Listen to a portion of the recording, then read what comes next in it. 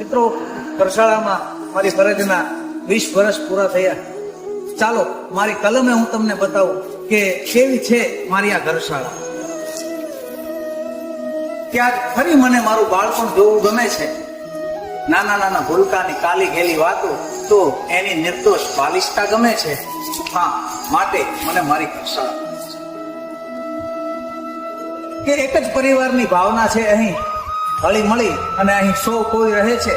મુક્ત વાતાવરણ અને શિસ્તનો સમન્વય તો જ્ઞાન સાથે ગમ્મતની મસ્તી ગમે છે.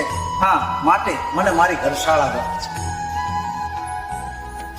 કે શાળાના જ ભૂતપૂર્વ વિદ્યાર્થીઓ ટ્રસ્ટીઓ છે અહીં. કે શાળાના જ ભૂતપૂર્વ વિદ્યાર્થીઓ ટ્રસ્ટીઓ છે અહીં. વિદ્યાર્થીના હિતની સતત ચિંતા કરે છે.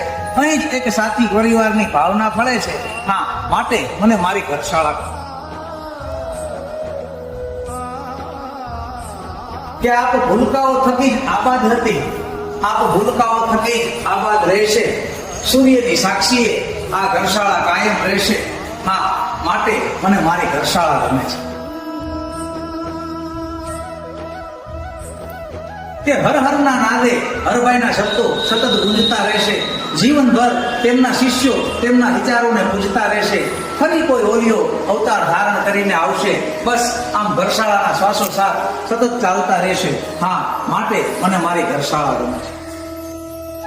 તે સમય બદલાશે, શિક્ષકો અને વિદ્યાર્થીઓ બદલાશે, કદાચ આધુનિકતામાં વિચારસરણી પણ બદલાશે, પણ આ માટીમાં આપણા હરભાઈની ખુશ્બુ કાયમ રહેશે.